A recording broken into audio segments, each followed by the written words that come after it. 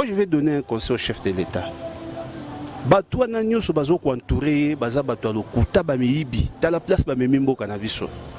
Congo le lieux par terre. Le pays est par terre. Ba Congolais baza à l'étranger, ba Congolais baza wapi. Ta la mboka ndenge ba Congolais baza kokima.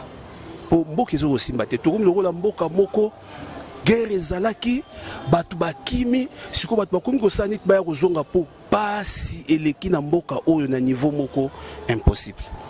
Yangwana lelo biso toza ko senga na président de la République a respecté l'accord pour tranquillité kota na mboka. Tala ba trouble commis partout. Nommé le biso Félix Tshisekedi. Le seul au biso ba congolais toche espoir que azamu tumo azana logique.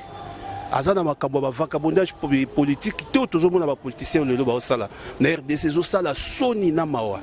Image à Congo, bino botangi ba classe, ba politicien Congo, botangi. Même beaucoup de photos sur bateau pour souba ya diriger mboka parce que ben intellectuel bazo laksa buzoba ya kosakanate.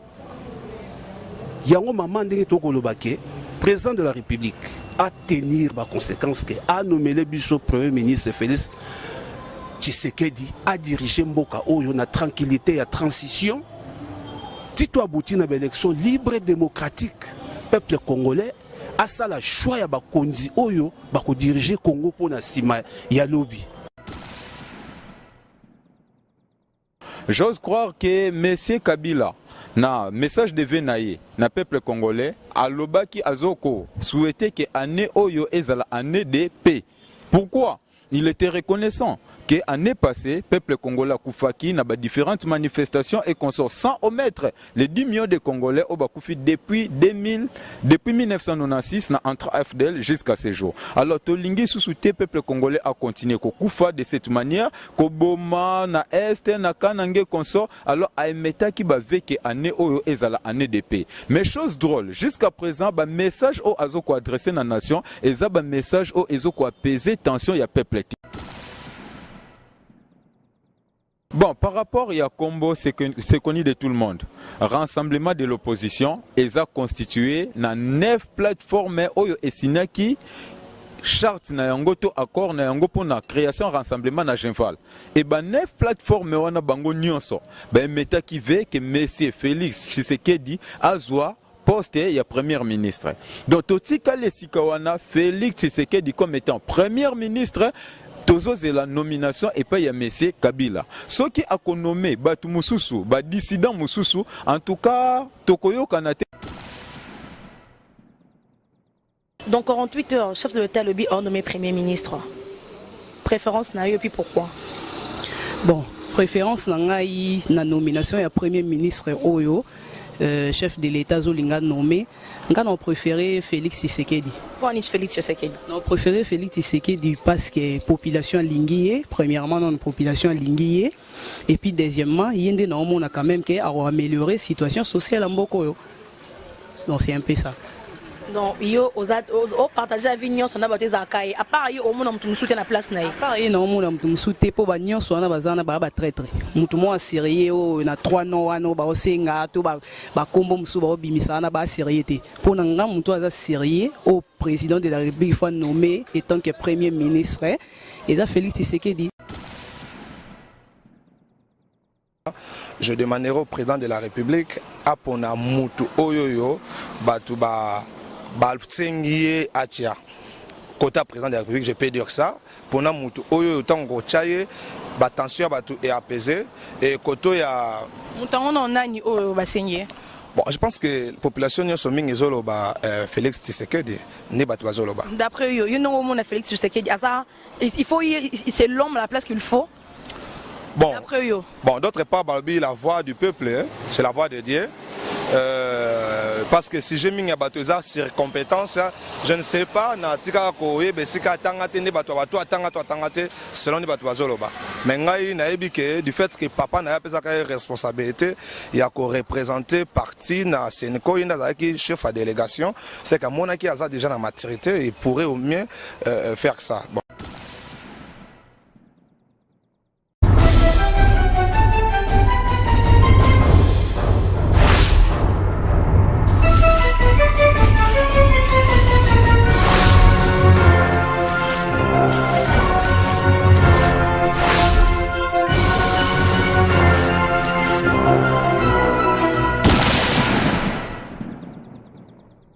façon de vous savoir très nombreux de partout dans le monde. Place Bolanda Bisso na www.cleboa.com, site na Bisso, site na Yo, site à Mokilmumba, comme j'ai bien l'habitude de le dire. Moi, ensemble avec Herman Emporio, tous on a souci quand il y a informé parce que c'est notre devoir de vous informer. Aujourd'hui, Kinshasa est paralysé. Dans la nouvelle, il y a chef de l'État, il y a un discours au Pesaki. Et puis, c'est quoi pour ça, qui remonte sur le terrain, pour que avis à peuple, parce que le peuple qui a le pouvoir. Donc, quitter sur le terrain, tout ce que la bino musalato atoyeba, bavi na bango. Eux aussi pensent de qui pour la place où il y a Premier ministre. Le chef de l'État dit dans 48 heures, chef de l'État a nommé Premier ministre. Alors, les gens font des analyses de leur côté.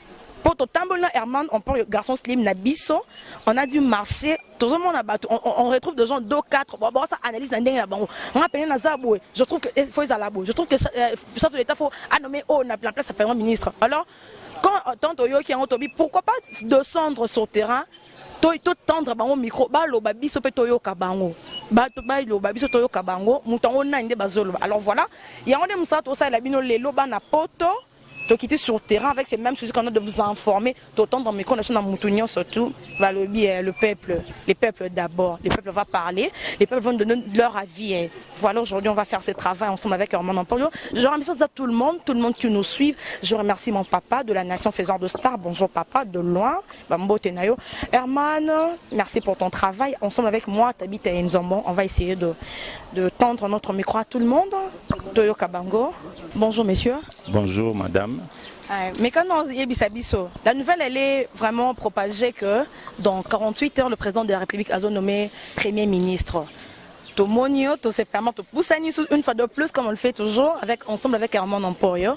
On est descendu sur le terrain. Babi, la voix du peuple, c'est la voix de Dieu.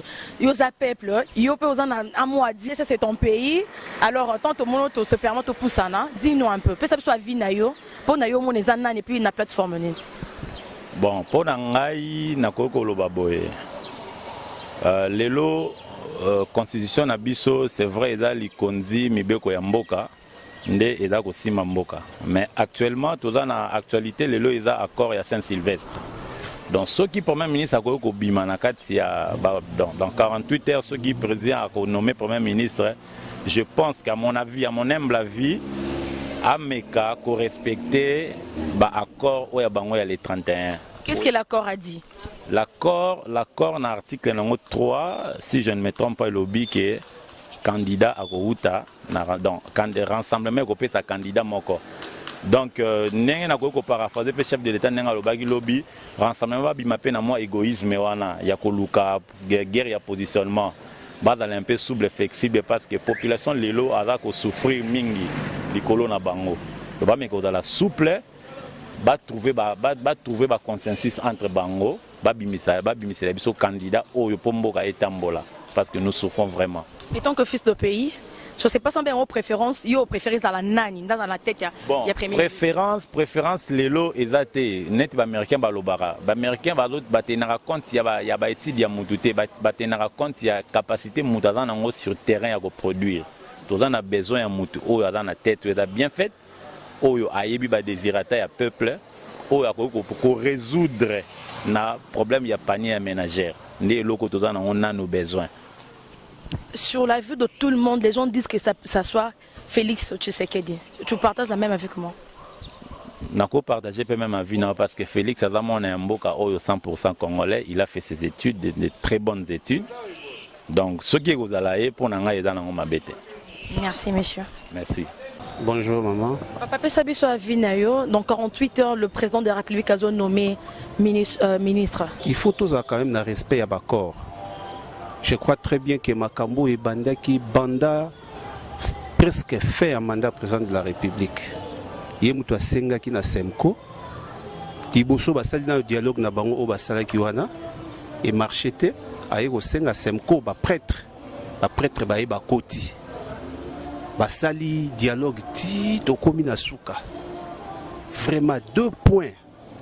Moi je vais donner un conseil au chef de l'État. Bato na nyonso bazo ko entourer baza bato lokuta ba miyibi ta la place ba memimbo kanabiso. Congo le lieu est par terre. Le pays est par terre. ba Congolais baza à l'étranger, ba Congolais baza wapi. Tala mboka ndenge ba Congolais baza kokima.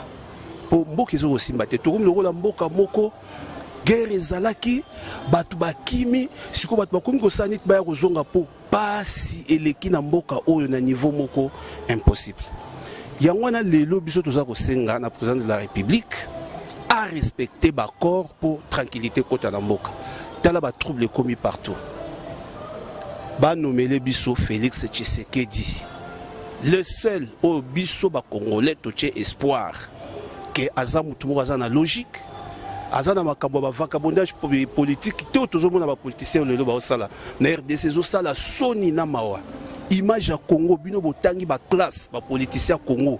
Botangi même beaucoup de photos sur bateau pour souba ya diriger mboka parce que ben intellectuel bazola que ça buzoba ya kosakana te yango maman ndenge to kolobake président de la République a tenir ba conséquences que a nommé le biso premier ministre Félix Tshisekedi a dirigé mboka oyo na tranquillité ya transition tito abouti na élection libre et démocratique peuple congolais a ça la choix ya bakonzi oyo bako diriger Congo pour na sima ya lobby. Merci papa. Merci maman. Donc 48 heures, chef de l'État lobby hors nommé premier ministre. Préférence na yo puis pourquoi?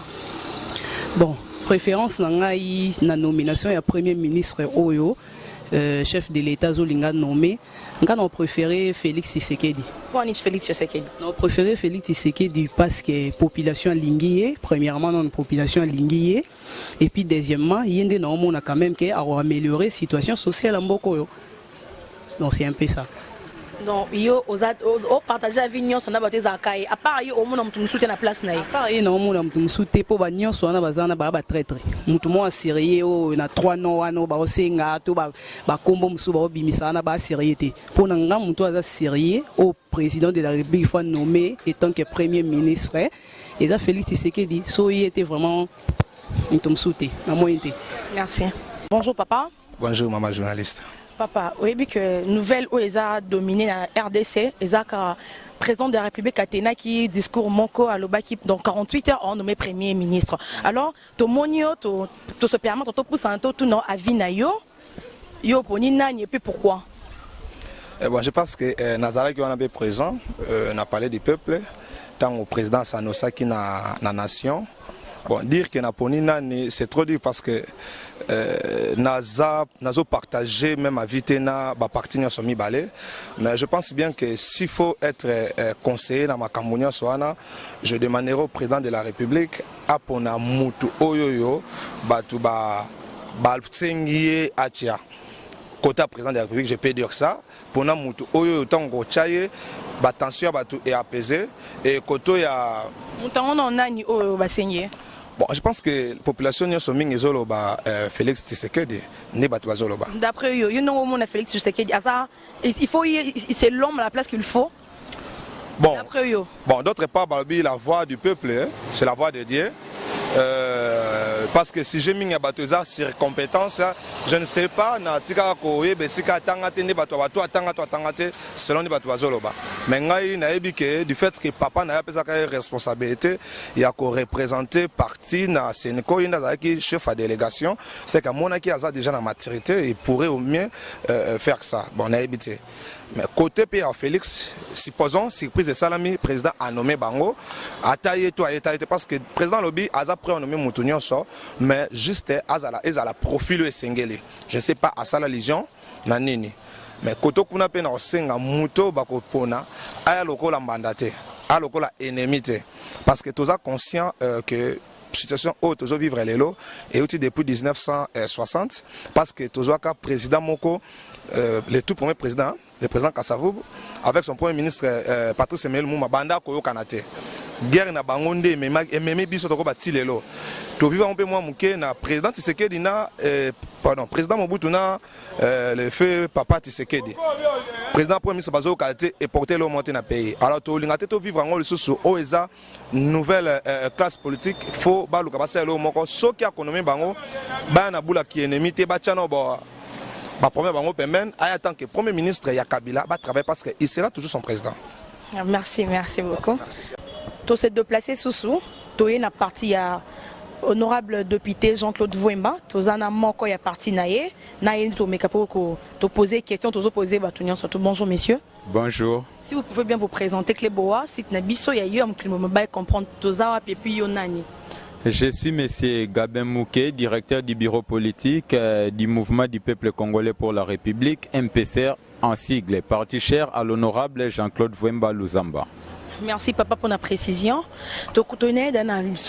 En fait, le lokutuko, les ailleurs l'obélate, moutounion surtout hors de la premier ministre. Parce que yo préférence na yo, son nom c'est permettre préférence non et puis. Bon, préférence, nous sommes peut-être à la esprit et à la lettre, il y a un accord du 31 décembre. Il y a un seul héritage oyo. Le président Etienne Tshisekedi, paix à son âme, a tiqué le peuple congolais. Donc, il faut tout na esprit, paix na lettre, il y a accord, il y a le 31 décembre 2016. Accord est clair, nous ne voulons pas de complications. J'ose croire que M. Kabila, na message de Venaye, na peuple congolais, a lobaki azoko, souhaitait que année oyo ezala année de paix. Pourquoi? Il était reconnaissant que l'année passée, le peuple congolais Koufaki n'a pas différentes manifestations et qu'on sort sans omettre les 10 millions de Congolais au Bakoufi depuis 1996 entre FDL jusqu'à ce jour. Alors, Tolingi sous-souté, le peuple congolais a continué à Koufa de cette manière, Koboma, na Est, na Kanange, consort, alors à Emeta qui va vécu année au ezala année de paix. Mais chose drôle, jusqu'à présent, le message au Azoko adressé à la nation, et ça, le message au Azoko apaiser tension, il y a peuple. Alors, désignation Premier ministre a désigné Premier ministre selon l'esprit et la lettre. Il y a accord, il y a le 31 décembre. C'est là où nous sommes. Qu'est-ce que l'accord dit? L'accord a poni Moutou comment? Accord et lobby que rassemblement de l'opposition, il faut y présenter. Non, il y a Premier ministre et pas il y a M. Joseph Kabila pour la nomination. Alors, nous sommes là. L'opposition a déjà présenté le nom à M. Joseph Kabila. Il faut M. Joseph Kabila à respecter Yango. À ça là, oyo yazo kanisa na mutema na yete, mais toza la ba légaliste. Toza la makambu ndenge to sinyaki, ndenge to yokanaki, to kende na nzela wana po mabe ezalate na mboka oyo. Kombo ngoni ya nani oyo bino bo tiki plutôt et puis na auta na parti nini? Bon, par rapport à Combo, c'est connu de tout le monde. Rassemblement de l'opposition, ils ont constitué 9 plateformes oyo esinaki charte na yango to accord na yango pour la création rassemblement na Genval. Et ben 9 plateformes wana bango nyonso. Ben meta qui veut que Monsieur Félix Tshisekedi azwa poste ya premier ministre. Donc totika le sikawana Félix Tshisekedi comme étant premier ministre. C'est la nomination et pas y a M. Kabila. Ce qui a nommé Batu Moussousou, dissident Moussousou, en tout cas, Tokoyo Kanate, puisque rassemblement et co-participer na Makambo Bango Barosalate. Rassemblement est très strict, tout ça légaliste, tout respecter accord, tout tikalana kati accord. Donc, nous sommes au place à Premier ministre, ta part Félix Tshisekedi. Mais comment M. Kabila Koki voté Moutou Oyalingi? Non, ce n'est pas lui. M. Kabila Sokazawana a zali à cause de l'accord. Constitution République démocratique du Congo. Et puis ce qui M. Kabila pouvoir, il y a au-delà le 19 décembre 2016. À partir du 19 décembre 2016, M. Kabila mandat naye et silaki. Koti kala naye o atikali kino lelo eza à cause ya bakor. Pour le moment, ba institution nyonso ya République eza sous légitimité. Ça il faut pas oublier. Mboka ekoki kotambula bongote. Crise ekomi tellement makasi au point que peuple azo kokasuko supportangote. Niveau mboka o ekomi depuis l'indépendance jusqu'à ce jour, c'est la toute première fois RDC ekomani à niveau oyo. Tout ça à cause ya manque ya légitimité. Et ça na institution mon côté à République o ekoki ko représenter mboka à l'étranger. Ça ne se fait nulle part ailleurs. Alors, à cela lokola accord Rwanda Moutou et PC M. Kabila pouvoir ya continuer kotika la wana à respecter yango to mettre sur pied ba institution ici accord et zalate lokola ba ventir au ba politicien mususu bazolo ba qui ne comprennent rien par rapport à tout ce qu'ils disent. Vous pensez que Félix Tshisekedi est capable yako comment il en a place à Premier ministre? Mais Nanyaza capable, Nanyaza capable. J'ose croire que Ezan école mon côté na mokili oyo ba prendre batu comment être premier ministre, comment diriger. Après avoir fait la bêtise, M.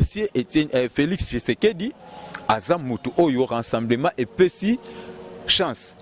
Ils n'ont qu'à nommer ils n'ont pas à demander à ça capable ou pas. Tous ceux qui sont passés là, des Matata Pono et tant d'autres, bien avant, nana yebaki capacité na bango. Nana yebaki keba kokai ko sungamboka toko bomamboka na niveau obabomeli biso mboka lelo.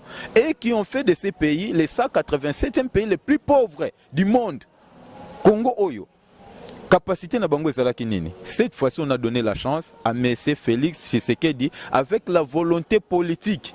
Au Azanango, nous osons croire que Mboka Ekotamboula Malamu a commettre fin à la crise au Tozanango, puisque les lots, en tout cas, trop c'est trop, Congolais ont souffert au point que les lots sont comme qui attaquent au Kende, na venu de Willery, Dengue Botamboula na micro, Bokende Bote le Mawana, Bobandaka kako filmer, nombre de morts réseau Bimana Mamayemo, puis nombre de morts réseau Kota, Bokozala surpris. Au point même que par rapport à statistiques et Utiko Salama, Mboua, Toba Nyama, Obazana Poto, Bazoku Famouke par rapport à ba Congolais, Obazo vivre na mboka oyo. En tout cas, trop c'est trop. Cette fois-ci, tu dois mettre fin na situation Otozanango. Ndenge Tozemba na hymne national, dressons nos fronts longtemps courbés. Cette fois-ci, nous voulons redresser nos fronts. Nous ne voulons plus continuer avec cette situation. Merci, monsieur. Merci.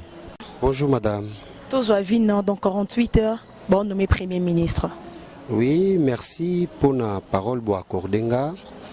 Likambouana Tolanda qui bisogno son discours à chef de l'État sur l'état de la nation devant les deux chambres réunies en congrès. Toyoki a lobby dans 48 heures, il nomme impérativement le Premier ministre. Alors que Tolandi Ndengenini ba makambo bandaki ko se dérouler na niveau ya 5 ans, il a été question il y a commettre sur pied des arrangements particuliers ou équidés mise en application, il y a accord, il y a Saint-Sylvestre. Mais, l'arrangement particulier, wana etamaki en place de topé, signaki yangote, ou ekokai kopé sanzela, na chef de l'État, a nommé Premier ministre Oyo Azouta na rassemblement. Mais, surprise au Tomonaki, tant que chef de l'État a lobby peut à persister que dans 48 heures, Azako nommé Premier ministre. Pour Nabiso Nakati à rassemblement, Tomonique chef de l'État, Alingui a violé une fois de plus, Oeza Bakor, Oyotozo signé, et Bandaki na constitution Oezala qui violé, Tolobito Luka terrain d'attente, accord ya Saint-Sylvestre intervenir, Oebongaki et si là, na signature ya ba arrangement particulier, dommage, Tomoni chef de l'État a qu'un peu na précipitation, na délai à 48 heures, il y a lobby à zone nommé impérativement. Comme il est le chef, c'est lui le garant de bon fonctionnement des institutions. Bon, tous autres les laïers, tout en prenant acte dans le discours naïe, et tous autres là parce que bisopé na niveau rassemblement, tout le monde yango et un non-respect une fois de plus, il y a un accord na niveau ya famille présidentielle et puis la majorité présidentielle. Bino na rassemblement s'attendre Premier ministre Zanani. Bisson a rassemblement, notre Premier ministre, c'est Félix Antoine Tshisekedi Tshilombo. La place Félix Antoine Tshisekedi Tshilombo ou non?